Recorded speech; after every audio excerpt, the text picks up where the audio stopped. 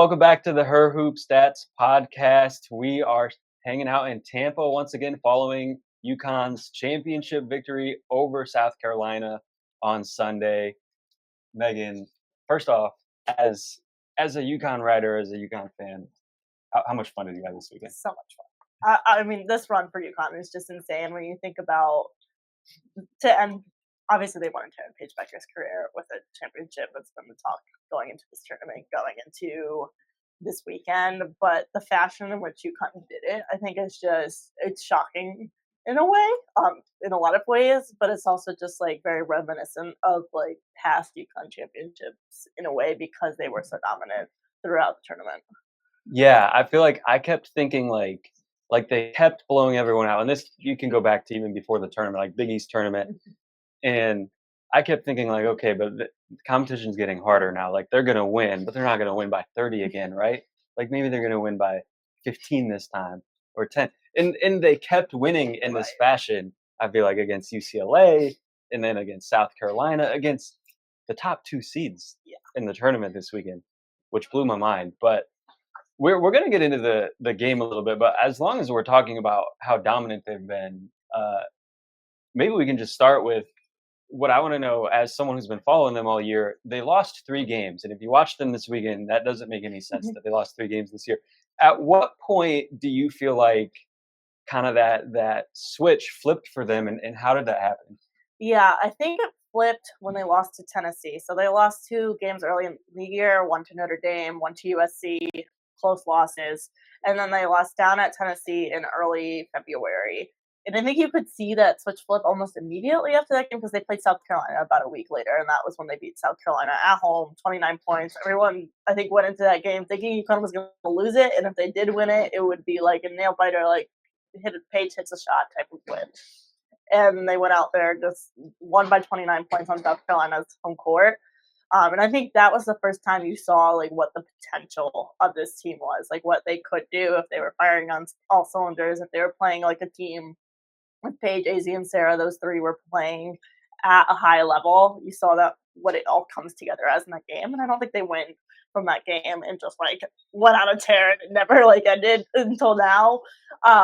But I think you saw that happen, and then they didn't do it consistently, but it felt like they were kind of building towards being able to do that consistently. They had ups and downs to the rest of Big East play. Obviously, none that ended in a loss, but were able to kind of get it going and slowly like build towards this being how they just played every single game like they have in this tournament. And then I think the other place where it flipped was in the Big East tournament. It was like when the postseason hit, I think something just flipped, even in a lot of the players, but I think in particular in Sarah Strong. Gino had always kind of been saying throughout the season that like she had another level and she could like if she could be more aggressive, like she could be even better than what we've been seeing since day one of the season. And I think you started to see it in the Big East tournament. It wasn't necessarily for a full game, but it was in stretches and flashes in the Big East tournament. And then obviously it's been on full display in the NCAA tournament.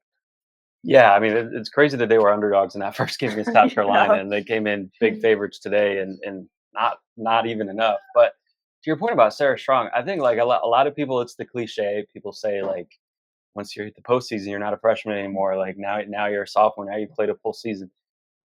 Do you think that Sarah kind of like embodies that cliche to the point where, like, if you look at November Sarah Strong and March and April Sarah Strong, like it almost feels like, and not that even Sarah came in November as a bad player, but you can tangibly see that growth in just a few short months. Yeah, I think you really can. I think as much as like she was so good from the jump, I think you've seen a lot of growth in her, just her confidence on the floor, the way that she commands the floor in a way that she just didn't in November. Not to say she wasn't good in November, just like it's definitely grown from there. And I think she has like drawn a lot of parallels to Stewie kind of throughout the season because of how good she's been as a freshman, and like their game is a little bit similar, not in a ton of ways, but in some ways. I feel like that's probably just going to keep happening because, like, Stewie's freshman year, she comes out, she wins Most Outstanding Player in the Final Four, they win a national championship, and they win 3 more. I'm not saying that that's going to win 4 in a row with Sarah. Like, I think the landscape has changed too much for that to happen. But she was just phenomenal in this tournament. Yeah, and I mean, I thought she could have won Most Outstanding Player. You voted for her Most Outstanding Player, and we both love AZ, and AZ was phenomenal this weekend. So not to take anything away from her, but just the complete game that Sarah brought, I think, on both ends, and from scoring to making plays for other people. Like there was a sequence with like 3 minutes left in the third quarter. I think it was out of a timeout. I don't know if you remember what I'm talking about. First possession out of that timeout, they close out too hard on Sarah. She puts the ball, she pumps, puts the ball on the floor, dishes to AZ in the left corner for a three. Yep. Full playmaking on display. The next possession, they don't close out quite as hard. They know she can do that. So she just bangs a three in someone's face. Like, full display. For someone who averages, I don't know what she averages, 8 or 9 rebounds a game, like 1.5 to 2 blocks a game, to be making those type of plays, attacking closeouts and finding other people and things like that. Like that to me, she was just the best player on the floor for 80 minutes this weekend, and she could be the National Player of the Year next year. As crazy as that sounds, her skill set is just so diverse. Like it's not isolated to one thing. Like she can play in the post and hang with a player that's bigger than her in the post, but she can also step out and shoot three. She can distribute the ball. There's just so many things that she can do, and I think it's really exciting to think about. Like what's the next 3 years of Sarah Strong going to look like? Yeah, and it does kind of make you think, maybe a little bit of Stewie, a little bit of Fee, some different players that UConn has had who kind of fit that mold of a forward who can do basically everything. But outside of Sarah Strong being otherworldly, how did UConn win this game and win this game the way they did? I think it starts with AZ, and I think maybe Sarah had the numbers. I think Sarah should have been most outstanding player for why AZ was. I think she's the difference maker for this team. Gino just said it in the press conference that they thought that AZ was the key to like unlocking this tournament and for them to go win a national championship. I think, and he said he forgot exactly what the number is, but it's like basically if she scored 16 points, they weren't going to lose in a game usually.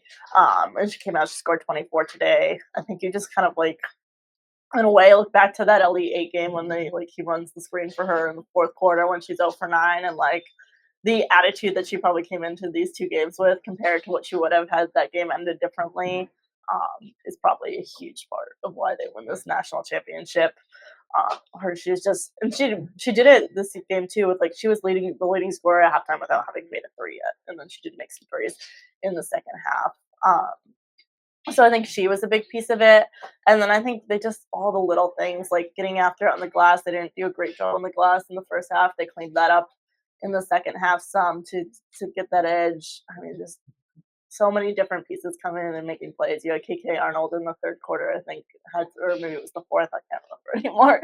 Had some like really big drives to the basket where she got to the free throw line. They just, I think, have had so many pieces on this team, and they're just able to get it done. Yeah, and I think going back to your point about AZ and just the team having so many pieces, I feel like AZ to me is almost like a microcosm of UConn as a whole and what makes championship teams like this great. And kind of the opposite of what we talked about the other night with Texas is that Texas, sometimes would get stuck in one or two ways that they could score, and South Carolina took that away. And then what do you have? With AZ Fudd, like you said, didn't make a three in the first half, finished 1 for 6 from three. But she has so many other ways to score, still scored 24 points with someone who's maybe primarily known for her shooting, but was able to, she had 8 points or 8 buckets inside the arc, finding other ways to score. And then as a team, UConn, I feel like that's a microcosm because UConn is able to find so many other ways to score too. It's not just one play. Paige was probably the third best player for them somehow this whole weekend, but they found ways to get contributions from other places. And it's not just finding different players, not relying too much on one player, but not relying too much on any one. The other night we talked about when we were previewing this game, South Carolina, how well they shot against Texas, UConn, how well they shot against South Carolina in the last game. Like if one of those happens, like that team's going to win. Neither of them shot well, 4 for 16 and 4 for 17 from three, basically even. But UConn was better able to find other sources of offense and still put up 82 points against a Dawn Staley coach defense while shooting 4 for 17 from three because they just weren't over reliant on any one source of scoring. And I feel like that to me is what has epitomized UConn down down the stretch here. Yeah, I think when they were at halftime, they had made 1 3 in the game, and then that South Carolina game earlier this season, I think they made 13 threes when they beat them by 29 points. So I think, going into this game, you're like, okay, they got to make threes, right? Like that was the difference maker, and that's why they beat them by 29 in Columbia. And I think if you're Dawn Staley, you probably were feeling good that they only made 1 3 at the half, but also probably not feeling great that you were down 10 points with them only making 1 3 because you knew they were going to probably fall at some point. And I think, UConn just found other ways to get it done. They got out in transition. I think around at halftime they were up 10-0 on South Carolina in points off of turnovers. They outscored them and paid 36-26. Like they just found other ways to get to the basket and get the points that they needed to win. Yeah, and in Dawn Staley, like you said, in her press conference, she said, "Hey, we didn't want to get beat by the three ball, and I thought we did a good job of that. We didn't let them beat us from three, but against a team like UConn, you can take away that one thing, and they're going to find something else. And I think that's what great teams do, is that the best defenses are going to scout you really well and take away something that you're really good at, and you got to find something else. In South Carolina, they took away the three ball, and the ones that they did give up, UConn wasn't hitting them, and it just didn't matter because great offenses find other ways to win. So aside from that, I guess, did you have any other takeaways from this game and just kind of how UConn looked on the whole?